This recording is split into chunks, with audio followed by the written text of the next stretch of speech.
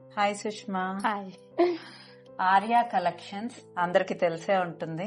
పట్టు చీరల సుష్మా? పట్టు సారీస్ అన్ని ఫ్యాన్సీస్ కూడా. నాకు పట్టు సారీస్ అంటే ఇష్టం, చెప్పాను. మంచివి నాకు పంపిస్తారని. డెఫినెట్ గా పంపిస్తాను.